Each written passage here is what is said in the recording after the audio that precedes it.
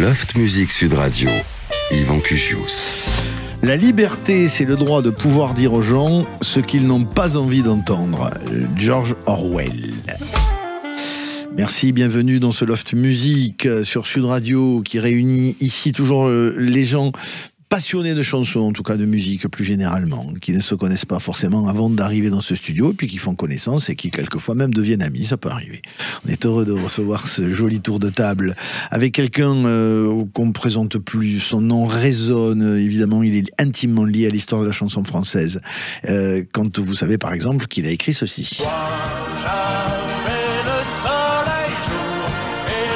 Il s'appelle Claude Lemel, il est avec nous, on est ravis de t'accueillir mon cher Claude. Tu fêteras tes 80 ans le 12 octobre prochain sur la scène du Café de la Danse à Paris, entouré de plein d'amis, et il se passera une jolie surprise à l'issue de ce concert, on va en parler évidemment avec toi. Nous sommes également en compagnie de Mike Ibrahim.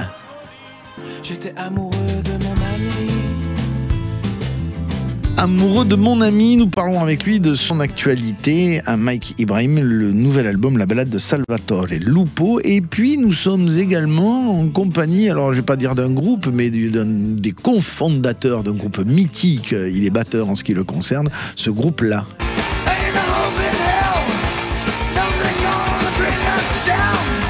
Il s'appelle Lucas Fox, il est avec nous cet après-midi et il vient nous parler notamment de cet ouvrage, voilà, chez Hors Collection, Motorhead, entre autres histoires d'une vie exubérante qu'on imagine complètement exubérante. Certainement, on va en parler avec vous, Lucas Fox, merci d'être là. Alors mon Claude Lemel, c'est 80 ans. Quelquefois les 80 ans, on a l'impression qu'on les assume plus ou moins bien, je sais pas, j'espère d'abord y arriver personnellement. Mais alors toi... Je l'espère pour toi. On a besoin de toi. Oui, voilà. Merci. Tu en fais une fête et tu en fais quelque chose évidemment relié à la chanson, mais voilà, quelque chose que tu as envie de fêter avec tes amis. Oui, complètement. Parce que je suis très heureux d'être encore en vie, tout simplement. Ouais. J'ai hélas beaucoup d'amis et d'amis qui nous ont quittés. Et oui. Sans arriver à cet âge-là, je trouve que c'est un privilège, c'est une chance d'arriver à cet âge-là et en relativement bon état. Ah mais oui, je confirme, magnifique que tu es. J'ai envie de fêter ça, et puis de faire un petit bilan aussi, puisque ça fait 60 ans que je vis de ce métier improbable d'auteur de chansons. Ouais. Donc j'avais aussi envie de proposer sur scène un panel, un florilège de toutes ces chansons avec vraiment des humeurs, des couleurs très très très différentes. Parce que quand on lit les chiffres en ce qui te concerne, Claude Lemel, c'est ahurissant. Tu as écrit les textes de plus de 1500 chansons. Wow.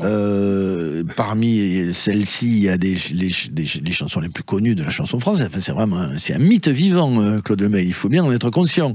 Et puis, il y a eu cette amitié. Alors, tu parlais des disparus avec Jodassin. À 21 ans, tu fais sa rencontre. Oui. Et c'est déterminant dans ton parcours, Jodassin. Complètement, qui part malheureusement très tôt, Jodassin. 41 ans. 41 ans, voilà, qui a été certainement un départ très marquant pour toi dans ta vie. Oh, c'est quelque chose dont je ne me suis toujours pas remis. Ah oui, c'est vrai. Non. Aussi longtemps après, il est toujours présent, Jodassin. Toujours, il me manque toujours. Ah, ça c'est émouvant. Et j'en ai perdu beaucoup d'autres aussi, avec lesquels j'étais sans doute moins intime, parce qu'avec Claude, il y avait une très forte intimité. Et oui. Enfin bon, si on pense à Beko, si on pense à Reggiani... Ah ben bien sûr, on va écouter quelqu'un. Il la faut cette intimité pour écrire pour quelqu'un, ou alors quelquefois on écrit et l'intimité arrive après, l'amitié arrive après. Dans quel sens ça marche en fait tout ça? Alors il y a les deux cas de figure. Mais de toute façon, si ça ne se termine pas par une grande amitié, une grande intimité, c'est que ça marche pas, quoi. Certainement. Enfin, des gens comme Carlos, par exemple, c'était un ami très très cher, très précieux, et qui me manque aussi beaucoup parce que il était l'humour incarné. Donc, non, j'ai eu beaucoup de chance. Et oui, ce métier m'a permis de rencontrer des gens extraordinaires, et aussi, pas seulement dans le domaine de la chanson. Mais évidemment. On va écouter quelques-uns des titres. Alors, on te les fait écouter 3 000 fois. Alors, quand tu dis 1500 et quelques, c'est enregistré. J'en ai écrit plus de 4000 en réalité. Mais oui, c'est ce que j'ai vu, justement. Je vais pas citer ce titre-là, mais c'est ça qui est complètement dingue. Ça, c'est les chansons les textes sont devenus des chansons enregistrées, on est d'accord. C'est ça. Parmi celles-ci, il y a par exemple en 77, ceci. Je suis le roi du ciseau, de la barbiche en biseau. Je suis le barbier de Belleville. Ça, c'est un truc que tout le monde... Laisse-le un petit peu en fond. C'est quelque chose qui parle à tout le monde, parce qu'il y a d'abord Reggiani, qui était un interprète des plus grands français, certainement, bouleversant, que tu as évidemment connu. Et puis qu'il y a cette légèreté en même temps, qui fait un peu peut-être contraste avec certaines chansons très pesantes de Reggiani. Et puis c'est ce que je voulais. J'ai écrit aussi des chansons graves pour Reggiani, mais je voulais aussi qu'il ait ce genre de chansons, parce que sur scène il faisait un numéro extraordinaire.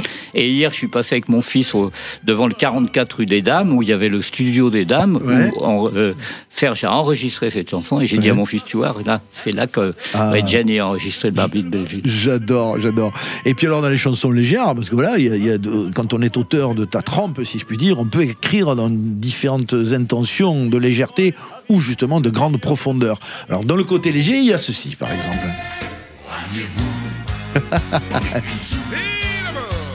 Sur la main, style ancien, noble et tout. C'est tube incontournable. 1977, Big Bisou. Elle arrive de quelle idée, cette chanson de Big Bisou? Ça sort d'où, ça? C'était le directeur artistique de Carlos, Jacques Play, qui voulait faire une nouvelle danse qui réunisse tout le monde, parce qu'il trouvait que la danse du tapis c'était tout à fait obsolète, totalement démodé, et donc il voulait faire quelque chose de plus actuel. Et d'après ce qu'on m'a dit, ça se danse toujours, et c'est assez rigolo. Mais on le cite souvent, Big Bisou, encore. Dans un documentaire que Serge Corbert m'avait consacré, Maxime Le Forestier dit que Big Bisou c'est plus dur à écrire que l'été indien, ce qui est vrai. Mais je pense aussi. C'est ces chansons-là qui sont les plus dures à faire. Absolument, l'été indien, d'ailleurs, tu le gardes, Anto, on va le mettre tout à l'heure, évidemment. Comment ne pas mettre l'été indien? Il y a des adaptations aussi dans ce que tu as fait, Claude Lemel, par exemple celle-ci.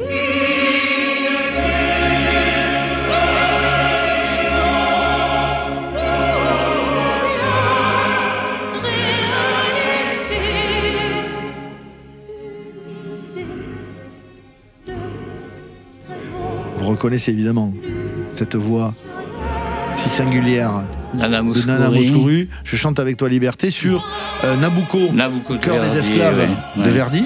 Et Nana aura 91 ans le lendemain de mon anniversaire. Ah, c'est vrai. C'est une famille, tout ça, c'est trop mignon. Je l'adore. Et puis ce titre, alors voilà, on a les chansons pleines de tendresse et de profondeur, là pour le coup, c'est incontournable. C'est drôle, hier on s'ennuyait, et c'est à peine si l'on trouvait des mots pour se parler du mauvais temps. Ça pour moi c'est une des plus belles chansons françaises de loin, parce qu'elle est en même temps très tendre, très on peut l'aborder de plein d'axes différents, c'est ça qui fait les grandes chansons. Et elle vient d'une inspiration personnelle, celle-là, Claude Lemel. Totalement, oui. Ça c'est toi, Claude, qui a été inspiré. C'est une chanson qui retrace très exactement ma rupture avec une des femmes de ma vie. Avec une Valentine. Sinon la femme de ma vie, oui, Valentine, Vava, qui est devenue ensuite la chanteuse du Big Bazar. Et oui, bien sûr. Voilà, c'est une histoire qui m'a énormément marqué, qui m'a beaucoup peiné, qui m'a fait très mal, voilà. Je raconte cette rupture dans la chanson. Elle est vécue. Michel Sardou est quelqu'un de très important aussi dans ton parcours. Il est par exemple ceci. Qu'avant d'être ma mère, elle avait mis 30 ans et qu'elle s'était donnée et qu'elle avait souffert sous le joug d'un amant. Claude Lemel qui a écrit les textes de toutes ces chansons iconiques qu'on écoute à l'instant. Au bout de 3 millions d'écoutes, Claude Lemel, de ces chansons qu'à chaque fois, comme je le fais là, on te refait écouter, qu'est-ce que tu te dis? Est-ce que Est-ce qu'il y a la même sensation à chaque fois, à chaque écoute, depuis tant de temps et d'années que tu les écoutes? C'est les mêmes pensées qui te viennent en tête, c'est les mêmes images? C'est de l'émotion, je me souviens, parce que j'ai la chance ou la malchance d'avoir une très très grosse mémoire, donc je me souviens toujours des conditions dans lesquelles j'ai écrit. C'est ça qui te revient à chaque fois. Ces chansons, oui, c'est cette émotion-là. Puis c'est aussi ce que les gens me disent.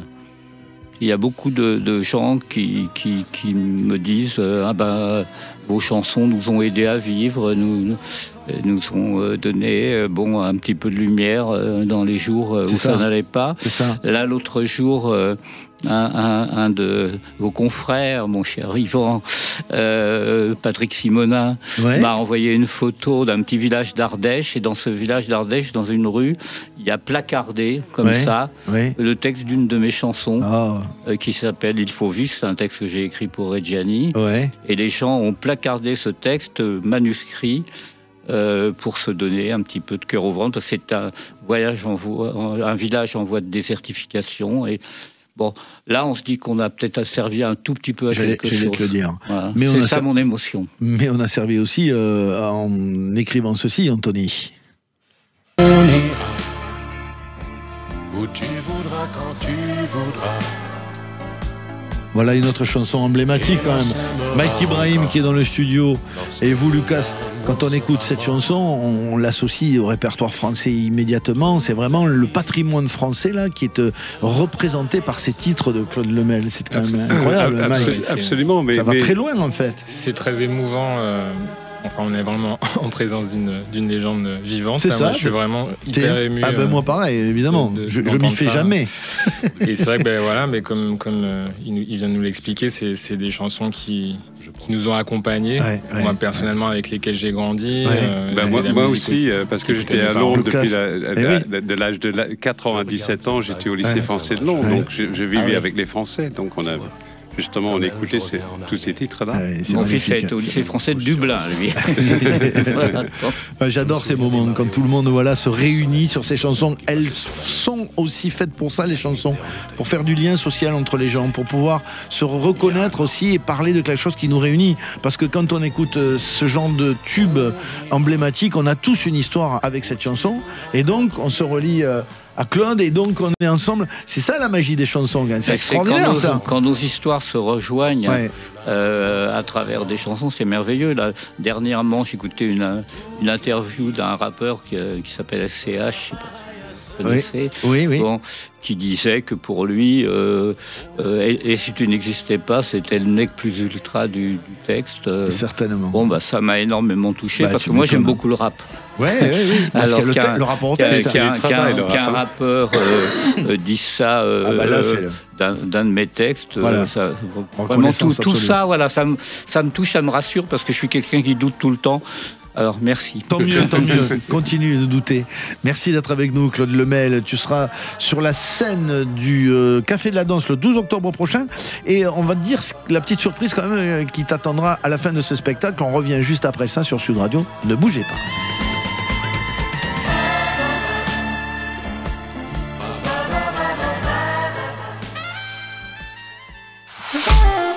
Le Loft Music Sud Radio, Yvan Cugius. Nous accueillons Claude Lemel dans ce Loft Music. Également Mike Ibrahim et Lucas Fox, cofondateurs de ce célèbre groupe Motorhead. On est avec vous, messieurs, et vous qui nous écoutez. On est ravis de partager ces moments. Bon anniversaire, Claude Lemel. 80 ans, dont 60 ans de chansons. C'est un événement au Café de la Danse le 12 octobre prochain. Avec à la fin, comme de la cérémonie, en tout cas du concert, quand même Gérard Davoust lui-même, donc, qui te remettra la cravate de commandeur des arts et des lettres. Et évidemment, c'est un anniversaire qui sera aussi l'occasion de remettre à l'honneur les plus grands paroliers qui sont quelquefois derrière, masqués un petit peu derrière les chanteurs. Mais pas quelquefois, c'est tout le temps. On est toujours derrière, comme disait une chanson connue. Mais bon, moi, ça me convient bien. de pouvoir prendre le métro tranquillement. Oui, mais tu chantes aussi, c'est-à-dire que quand tu es sur scène, c'est pour chanter. Je vais chanter, oui. Là, en l'occurrence, je vais prendre la guitare, accompagné par mon guitariste Philippe Herouette, qui est un guitariste merveilleux. Et je vais essayer de montrer un petit peu toute la diversité quand même des chansons que j'ai pu écrire depuis toutes ces années. Alors, des amis, évidemment, vont être avec toi à tes côtés sur scène. On peut en citer quelques-uns. Michel Fugain, Gilbert Montagnier, Anne Silla, dont tu parlais tout à l'heure. Que j'ai vu récemment, bien sûr. Rose, qui viendra aussi, puisque j'ai participé à son nouvel album, j'ai travaillé avec elle. Les gens me demandent aussi, mais vous écrivez toujours ? Oui, évidemment. Pourquoi je m'arrêterais ? Et puis quelques autres amis comme Richard Baudouin. Voilà. Il y a une façon d'écrire qui a évolué. Alors peut-être on peut en dire un mot de ça avec Mike ou avec Lucas d'ailleurs aujourd'hui. Vous la constatez, cette façon différente d'écrire. Je parle d'écrire, pas de composer, mais dans l'utilisation des mots forcément. Les mots sont liés à l'époque aussi. Mais est-ce que dans la tournure, dans la façon de faire, il y a quelque chose qui a vraiment changé, j'allais dire, de façon très évidente, Claude Lemel ? Moi, j'essaye toujours d'être dans l'air de mon temps. Mais je peux pas changer ma façon d'écrire. J'espère, j'ai la faiblesse de croire que j'ai quand même un petit style. Alors ça peut pas changer parce que, comme disait Buffon, le style c'est l'homme, c'est moi, c'est mon reflet dans l'écriture, mon style. Mais en revanche, qu'il y ait à mon langage des mots qui soient agrégés, des mots nouveaux depuis 60 ans, que j'exerce ce métier, oui, bien sûr. Évidemment, c'est l'évolution de la langue. Bien sûr, je tiens compte de tout ce qui se passe, je ne suis pas du tout sûr aux évolutions du langage. Bien sûr, c'est ça, on est un filtre, en tout cas, on a une interface quand on écrit. Mike Ibrahim. Oui, non, mais c'est sûr que la langue évolue avec le temps, donc là, il y a toute une sémantique en fait qui change, qui évolue, et moi je trouve ça super que la langue française soit souple et qu'elle c'est un écosystème, ça doit être vivant, ça doit pas être quelque chose de figé. Et après il y a aussi le fait qu'on se nourrit justement de tout ce qui a été fait avant en fait. Donc à l'époque où Claude a commencé à écrire, le corpus de chansons qui avait été écrit est forcément moins important que celui qu'on a aujourd'hui en fait. C'est vrai. Et moi c'est vrai que je suis très inspiré et nourri par tous ceux qui ont écrit avant moi. Et ça fait aussi que du coup, la langue se renouvelle et elle est riche et vivante de tout ça. Mike Ibrahim, on va te laisser t'installer pour L'amour est une langue étrangère, en guitare-voix, extrait de ton nouvel album La balade de Salvatore Lupo. Et quel joli titre. Mais t'as vu ? J'adore. L'amour est ce titre. Moi aussi. C'est difficile de trouver un bon titre. Oui. Merci. L'amour est une langue étrangère, c'est magnifique. Le temps pour nous d'écouter la chanson d'enfance. Alors de Claude Lemel, j'ai demandé 2 chansons à choisir. La chanson d'enfance, c'est ce qu'on appelle une chanson sous-estimée, qu'il a aimé particulièrement, mais qui est passée un peu sous les radars du grand public, on peut le dire comme ça. Alors chanson d'enfance de Claude Lemel, c'est ceci. Maman, maman, maman, maman. Papa, papa, en faisant cette chanson, papa, papa, alors, je redeviens petit garçon. On a évidemment reconnu Georges Brassens, mais la voix féminine, est-ce que vous la reconnaissez ? Moi oui, mais j'ai pas le droit de le dire. Alors, elle est liée à Georges Brassens, puisque c'est le début de la carrière de Georges Brassens qui croise cette personnalité qui avait un cabaret à Montmartre et qui s'appelle Patachou. C'est ça. Et ça s'appelle Maman Papa, cette chanson. Oui, c'est une chanson de Brassens qu'il a écrite pour les deux. Patachou est vraiment à l'origine de la carrière de Brassens. C'est elle qui l'a engagé pour la première fois. Et en plus, Patachou, que j'ai connu, comme j'ai eu la chance de connaître Georges, c'est la maman de mon grand ami Pierre Billon. Donc voilà, ça fait plein de raisons de choisir cette chanson, parce que j'adore Pierre et je lui fais un petit coucou, c'est un mec formidable. La chanson sous-estimée, c'est cette chanson qui est un peu passée sous les radars. Et j'adore demander ça à mes invités, parce que ça permet de réparer quelques injustices quelquefois. C'est le cas avec celle-ci, quand même. On est bien d'accord, écoutez. Comme un drame à la Visconti, aux dernières scènes déchirantes, elle joue sa propre tragédie. Les yeux dans le vide, bouleversante, mais ce n'est plus un rôle, c'est sa vie. Parfois sa mémoire, sa conscience la laisse comme un peu loin d'ici. Depuis quelque temps, elle oublie. Genre de chanson qui est tellement prenante et bouleversante. Moi, je ne peux pas l'écouter sans avoir les larmes qui arrivent dans les yeux c'est très très dur à écouter ça, parce que c'est mystérieusement bouleversant et puis ça, c'est une alchimie entre la voix, l'interprétation de Morane qui ce jour-là a fait quelque chose d'extraordinaire, de ce qu'on sait de Annie Girardot, des images qui nous reviennent et tout ça additionné, c'est irrésistible, on est obligé de pleurer en fait. Ouais, c'est un très beau texte de Valérie Vega, qui est une très très grande autrice, musique de Daran. Et puis Morane, c'est une vieille amie. Je l'ai hébergée chez moi quand elle avait 20 ans, quand elle est arrivée à Paris. Elle passait dans un petit cabaret Montmartre 3 et elle avait besoin d'une chambre où dormir. Donc elle a passé quelques mois dans ma chambre d'amis. Voilà. C'est bouleversant. Et puis c'est un duo avec Bernard Lavilliers d'ailleurs, qu'on entend là. Une actrice oubliant. Et on l'entend, ce duo avec Bernard. Vous perdez la mémoire. Mike Ibrahim, ce titre alors que Claude Lemel trouve particulièrement réussi, et c'est vrai, l'amour est une langue étrangère. Il vient dans cet album la balade de Salvatore Lupo, qui est aussi un titre totalement inattendu, la balade de Salvatore Lupo. D'abord, l'amour est une langue étrangère. Alors, qu'est-ce qu'il y a derrière cette idée ? Il y a l'idée de cette grande aventure moderne qui est le couple. Et l'idée que, en fait, j'ai essayé de mettre en parallèle en fait, la situation de quelqu'un qui arriverait dans un pays, en France au hasard, et qui voudrait se faire aimer du pays, mais qui ne parle pas forcément la langue. Et qui du coup, en fait, c'est comme une espèce de saut de la foi. Il faut avoir envie d'apprendre, avoir envie de s'imprégner d'une ambiance, d'une culture. Et en même temps, parfois, quand la communication passe plus ou qu'on veut pas de vous, soit à l'intérieur de votre couple ou dans un pays, du coup, on se retrouve un peu dans cette situation. On a vraiment l'impression d'être dans une tour de Babel et où en fait la langue n'est plus suffisante et voilà, l'amour devient une langue étrangère qu'il faut essayer de réapprendre, de se réapproprier. Et donc en fait, moi, c'est un peu mon leitmotiv dans mes chansons. J'essaye toujours de créer un espace où l'intime et le social ou le politique entrent en collision, en fait. Oui, c'est ça. C'est cette dimension politique de l'intime que tu explores, que tu recherches, en fait. Mais comment on peut la définir plus précisément, cette dimension politique de l'intime ?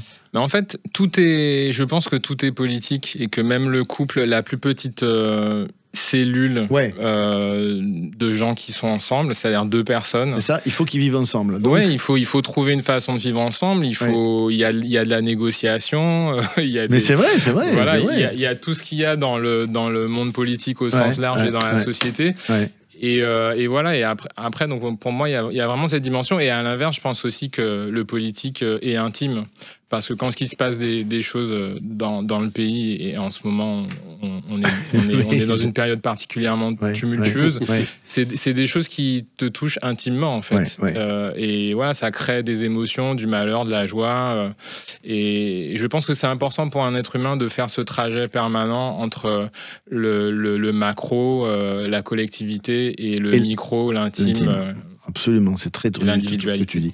L'amour est une langue étrangère, c'est en live dans le Loft Music Sud Radio par Mike Ibrahim. Juste après ça, ne bougez pas. On allumait une cigarette et tout s'allumait, et c'était la fête le 14 juillet. Il n'y avait jamais un copain de trop dans l'équipage. Le Loft Music Sud Radio, Yvan Cugius. C'était l'été Faso. Un Loft Music qui reçoit Mike Ibrahim, qui reçoit Claude Lemel et Lucas Fox, avec qui on va parler de cette confondation du groupe Motörhead. Et nous étions en compagnie de Mike Ibrahim juste avant la pause pour parler de son nouvel album et puis pour parler de son parcours. Par exemple, en matière de composition, alors il y a peut-être des chansons à imaginer entre les textes de Claude Lemel et les compositions de Mike Ibrahim, parce que Mike Ibrahim a, par exemple, écrit ceci. Les jours entre les jours de pluie, je passe entre les gouttes, le soleil me désarme, je ris et bois des larmes. Julien Clerc, alors là pour le coup tu as écrit le texte ou la musique? Le texte. Ah, tu as écrit le texte sur ces jours entre les jours de pluie. Les jours entre les jours de pluie, c'est ça? Ouais, c'est ça. J'adore, ils sont magnifiques ces titres à chaque fois. Et puis il y a aussi ceci que tu as écrit pour Christophe Maé. Je suis tombé sous le charme à cause de tes mains, tes mots tournent autour de mon âme. L'idole du programmateur du Loft Music, Enzo Ramos, Christophe Maé. Voilà, alors ça c'est là tu as fait aussi le texte, ouais. de Tomber sous le charme. Des grands interprètes, Christophe Maé et Julien Clerc. Hein. Oui, il y a eu aussi une chanson pour Johnny Hallyday, il y a eu Garou, donc c'est vrai que j'ai eu de la chance. Mais c'est super, c'est super. On écrit pareil pour soi ou pour les autres en fait? Non, moi j'essaie vraiment de me mettre dans la peau de la personne pour laquelle j'écris. Moi, j'envisage vraiment une chanson comme un scénario. Et en fait, voilà, au moment de l'écriture du scénario, j'ai un acteur en tête. Et donc, je sais que je vais envie de lui mettre certaines sonorités, certains mots dans la bouche que moi, j'utiliserais pas forcément dans ma musique. Alors, on parle de l'originalité, la singularité des titres de tes chansons, mais elle vient peut-être cette singularité de ton parcours très littéraire, en fait. Oui, c'est vrai que j'ai commencé par la littérature, j'ai fait des études de lettres. De façon très précoce, à 19 ans, tu es publié dans la revue littéraire Poésie Édition chez Segers. C'est quand même assez improbable à 19 ans. Oui, c'est vrai, c'est d'autant plus improbable que j'étais sur une île qui s'appelle la Martinique, donc très loin de Paris, très loin du petit monde littéraire parisien. Mais voilà, j'ai eu la chance de faire des rencontres et puis d'être à un moment particulièrement créatif en termes de littérature. Mais voilà, et après, c'est vrai que j'ai pris un tournant vers l'écriture de chansons parce que la poésie, c'est super, mais ça nourrit pas forcément son homme. Ah non, vous m'écrire pour Johnny Hallyday, c'est à la SACEM, c'est plus intéressant, on est d'accord. Donc voilà, et puis en fait, la poésie contemporaine, c'est vraiment quand même un tout petit monde, mais je continue à écrire et j'ai des projets aussi. Justement, avec le temps, j'ai essayé de réconcilier la part littéraire de ma production et les chansons. Donc, je fais beaucoup de choses en collaboration avec des écrivains.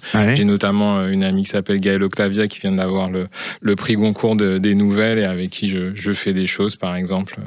Voilà. Et puis, il y a ce métissage aussi dans ton parcours et dans ta vie, dans ton enfance, dans toutes ces influences. Elles sont fondamentales, ces influences diverses, j'allais dire, dans un parcours de créateur et dans un parcours d'auteur. Parce que en fait, voilà, c'est à la maison, c'est maman qui est franco-américaine, papa franco-malgache. Il y a la partie de cette enfance que tu passes en Martinique. Tout ça, ça a une influence déterminante sur la façon d'écrire et sur ce qu'on raconte sur le fond et sur la forme, j'allais dire. Oui, forcément. Le fait de grandir aux Antilles, je pense que c'est crucial. Peut-être encore plus que l'aspect métissé de ma famille. Parce qu'aux Antilles, on est vraiment un carrefour de toutes les musiques. On a l'influence nord-américaine. Donc, quand j'étais petit, on avait toutes les nouveautés de rhythm and blues, de jazz, etc. Il y a une influence évidemment cubaine, caribéenne, avec tout ce qui est salsa et toutes les musiques traditionnelles caribéennes. Et puis, on a une influence sud-américaine avec la bossa nova, toutes les musiques brésiliennes, les musique colombienne. Et comme on est un département français, on a évidemment aussi tout ce qui est chansons françaises. Bien sûr. Donc en fait, on avait toutes les musiques et généralement avant tout le monde. Ça ouvre le spectre, quoi. Oui, tout à fait. On est d'accord. On va t'écouter, Mike Ibrahim, dans le Loft Music. L'amour est une langue étrangère. C'est en guitare-voix. Et on pratique ici, Mike, l'applaudissement de confiance avant les lives, tout le temps. Mike Ibrahim, dans le Loft.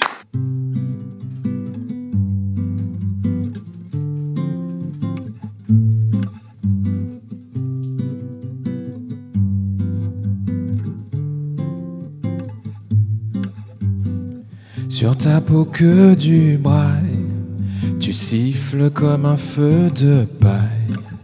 Mateuse, t'aimes ton nouveau binôme, mais ta langue bute sur ce nouvel idiome.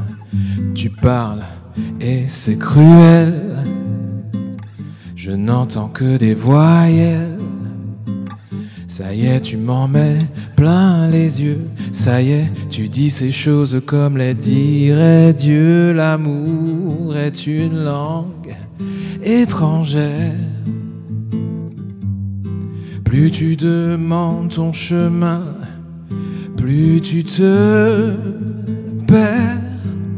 L'amour est une langue étrangère. Étrangère. Cassons tous les hygiaphones, donne-moi de ton patois autochtone. Je ne sais même plus comment je m'appelle. Toi tu sais comment on roule les pelles. Tu murmures en regardant la mer, et tous tes sons font onduler l'air. Je ferai la queue même pour entendre une injure. Je ferai la queue comme à la préfecture. L'amour est une langue étrangère. Plus tu demandes ton chemin, plus tu te perds. L'amour est une langue étrangère. Étrangère. Toi qui aimes la bonne littérature, que disent les augures? Sommes-nous d'égales créatures? Que penses-tu du choc des cultures? L'amour est une langue étrangère. Plus tu demandes ton chemin, plus tu te perds. L'amour est une langue étrangère. Étrangère. Mike Ibrahim dans le loft. L'amour est une langue étrangère. Merci Mike. Et cet extrait de l'album La Ballade de Salvatore Lupo. Qui est ce Salvatore Lupo? Salvatore Lupo, c'est un pêcheur sicilien qui a révélé le naufrage d'un bateau au large de la Sicile. D'accord. Où 289 personnes sont mortes en 1996. D'accord. Il y a eu un temps, peut-être 3-4 ans, avant que des corps commencent à remonter à la surface et que des pêcheurs récupèrent des jeans, des choses comme ça. Mais en fait, il y avait une espèce d'omerta et les gens du village de Porto Palo, qui est ce petit village au sud de la Sicile, disaient non, mais c'est un bateau fantôme, c'est des histoires de fantômes, comme la chanson qu'il y a sur mon album. Et du coup, personne ne voulait y croire. Et un jour, ce Salvatore Lupo a remonté un jean dans ses filets, et à l'intérieur du jean, il y avait une carte d'identité avec la carte d'identité d'un jeune tamoul. Et en fait, lui qui ne voulait pas parler parce qu'il savait que son embarcation serait cantonnée au port, qu'on fermerait tout, qu'il pourrait plus travailler, il a décidé quand même de braver cette omerta, le fait qu'il serait mis à l'écart, et il a appelé un journaliste. Ils sont venus sur les coordonnées GPS de l'endroit où il avait remonté le jean et ils ont retrouvé l'épave 4 ans après. D'accord.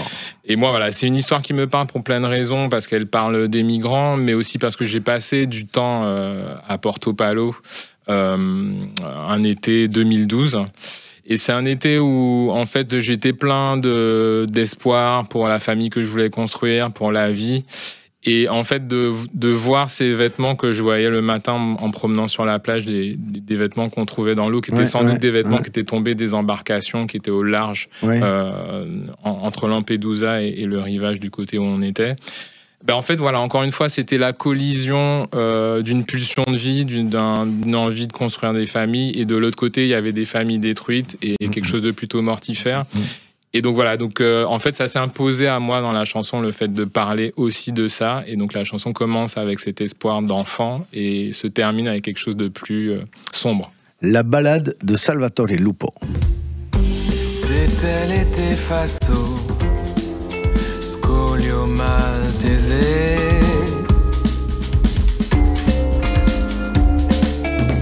On voyait des couleurs. Dans cet album de Mac Ibrahim, il y a également l'île de la désolation. Une île pour les manchots. Une île pour les questions. Une île pour l'enfant. Dans cet album, la balade de Salvatore Lupo de Mac Ibrahim, il y a ces fameuses histoires de fantômes. J'aimerais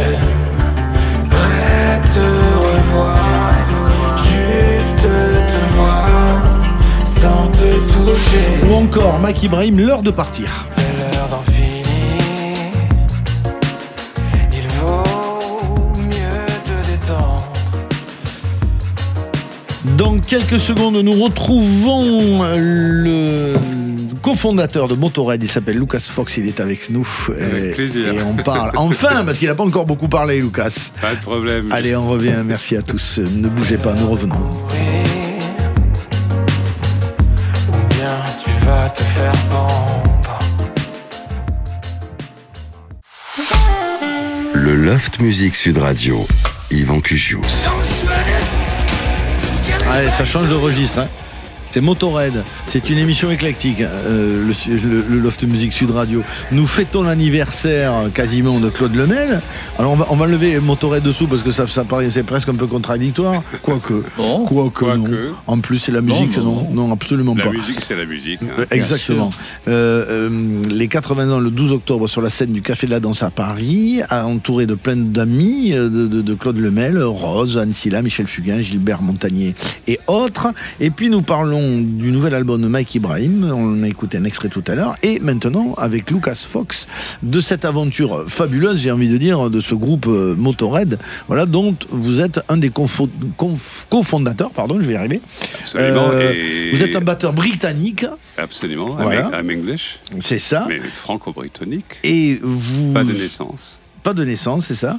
Et cette finalement rencontre avec Lemmy Kilmister est déterminante pour l'histoire de Motörhead. Et oui, quelque part. Mais c'est marrant parce que quelque part avec tout ça, tout ce qu'on vient d'écouter, oui. La musique c'est que la musique. Hein. Mais oui, faites pour la synthèse pour de tout ça. Lemmy c'était la même chose. Hein. Pour nous tous quelque part, pour moi c'est des clés, des clés à la mémoire. Ouais. Et je trouve que fascinant, on en parlait justement de l'Alzheimer tout à l'heure, une des clés à la mémoire, c'est la musique. Et si on peut justement aider les personnes qui ont Alzheimer, c'est comme ça. Et je suis d'accord. On devrait utiliser ça plus. Mais oui, donc Lemmy, oui, je l'ai rencontré en août. On a un anniversaire le cinquantenaire de Motörhead maintenant. Oui, c'est ça. Donc c'était le 28 mai 75. Et en août 74, j'ai rencontré Lemmy au Speakeasy, un club à Londres où tout le monde allait. Et moi, j'ai menti sur mon âge pour pouvoir y accéder à l'âge de 17 ans. Parce que je voyais partout dans les journaux, Speakeasy, Mick Jagger, Speakeasy, Pete Townshend, Speakeasy. Et il fallait que j'y aille pour briser le plafond en verre que je n'arrivais pas à briser, pour entrer vraiment dans le grand jeu. Ouais. Et vous encouragez Lemmy de former ce groupe Motörhead, parce qu'à ce moment-là, il vient d'être évincé, il a été évincé de ce groupe précédent, c'est ça? Ah oui, absolument. Il était détruit et il était vraiment surpris qu'il a été évincé, qu'il a été viré. Moi, beaucoup moins. Mais j'ai connu bien le caractère et aussi les jalousies à l'intérieur de ce groupe. Ce qui est toujours un problème des relationnels. Hein. Tu en parlais tout à l'heure, Mike. Oui. Des histoires relationnelles et politiques, etc. Et tout est lié quelque part, parce que la politique entre là-dedans aussi, avec en 73 un crash boursier qui fait que tout d'un coup, il y a 1 200 000, 1 500 000 chômeurs en Angleterre pour la première fois depuis la guerre. Oui. Et tout d'un coup, on a le début du punk, les prémices du punk, 6 mois avant. On a créé Motörhead 6 mois avant le punk. Oui. Et donc, de Born to Lose, Live to Win, c'est No Future, le future punk, quelque part. Alors, évidemment, quand on parle d'histoire de groupe aussi mythique, on l'inclut, cette histoire, dans la réalité sociale de l'époque, politique. Donc, au-delà de l'histoire que vous racontez de Motörhead, dans cet ouvrage, vous racontez aussi l'histoire londonienne, sociale, voilà, politique aussi, de ces années 70. Elle est indissociable, évidemment. Pour pour moi, inévitablement, parce que je suis né là-bas, je suis un Londonien, un Englishman, un Londoner. Et New York. Oui, de Montmartre, voilà. Faut pas le dire. Mais là-dessus, oui, déjà lycée français de Londres, donc j'étais plongé dans la société française aussi, de l'âge de 4 ans jusqu'à 17 ans. Oui. Et tout le long de cette aventure avec les Français, et pas seulement, parce qu'il y avait des garçons et des filles de partout dans le monde. Oui. Donc, il y avait déjà la musique partout. Et pour moi, les années 50, c'était en sépia ou peut-être en noir et blanc même. Et l'explosion de couleurs en ce qui concerne les années 60, on n'a jamais vu quelque chose de pareil. C'est vraiment la renaissance. Et pas seulement la musique, la mode, le film, l'art, la photographie. Et tout ça, la plupart issus de la classe ouvrière. Et ça, c'est une chose sociétale qui est très importante pour tout ce qui est la musique en ce qui concerne anglo-saxon. Quand le Motörhead arrive, c'est quand même une bombe dans la musique, parce qu'on n'a jamais entendu un groupe qui jouait si fort et si vite, en fait. Et avec une dextérité, attention, hein, ces musiciens de ce type de musique sont tout le temps des grands musiciens, en fait. Parce que c'est pas juste jouer vite pour jouer vite. Hein. Ils sont beaucoup plus grands que moi. Je sais pas, pourquoi ? Bon, je me prends dans mon propre tapis là, parce que quelque part, la beauté de l'art, les chansons, la beauté de tout art, ce n'est pas un sport. Donc pour moi, c'est pas compétitif. C'est-à-dire, comment dire que Hendrix est meilleur que Beethoven, ou ça rime à rien, ou Picasso de Van Gogh, ou etc. Oui, bien sûr, vous avez raison. Même entre guitaristes, Eric Clapton et ce sont des couleurs, des teintes différentes. Chaque personne est dans sa propre bulle, et c'est ça que j'adore avec l'art. Et quelque part, tout le reste, le meilleur groupe du monde en 25, pour moi, ça rime à rien, quelque part, justement. Et tout le monde adore discuter de ça constamment, mais pour moi, ça rime à rien. Oui, c'est vrai. Pas plus que les catégories musicales. Oui, c'est vrai, vous avez raison. Bien sûr, c'est de la musique. On est tous d'accord autour de cette table. Quelques extraits de Motörhead. Par exemple, ceci, Lost Johnny.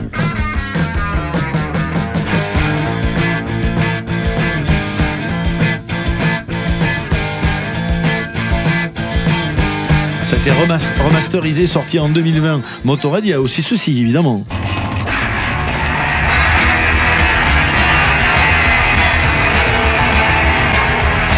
Ou encore ceci.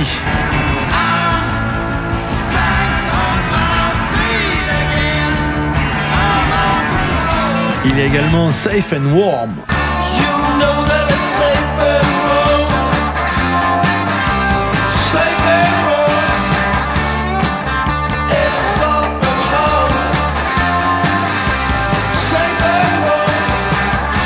Et également Monkey Chatter.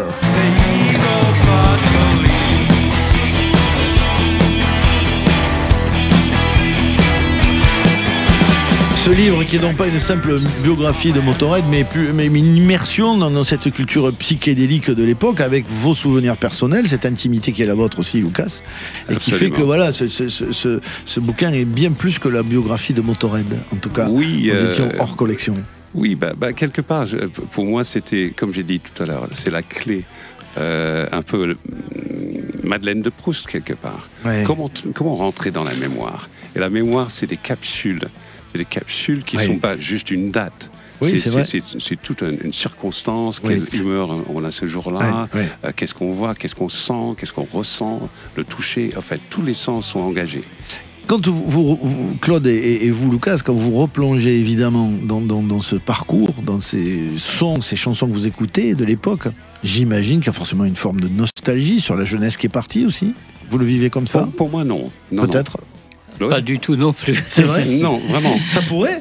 Ça pourrait. Je me rappelle quand j'avais 20 ans, quoi, en fait. Oui, mais moi, je suis pas nostalgique de mes 20 ans, Claude. Pas du tout. Moi non plus.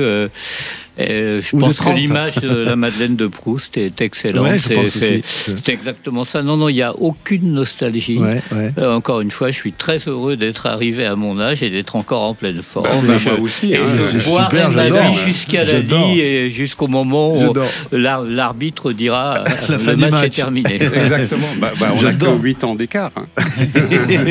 Ce qui est rien. Mais voilà une belle conclusion, Mike Ibrahim, n'est-ce pas? Oui, non, mais j'espère avoir être aussi en forme. C'est ça. Et serein. Et heureux. Je vous le souhaite. Merci.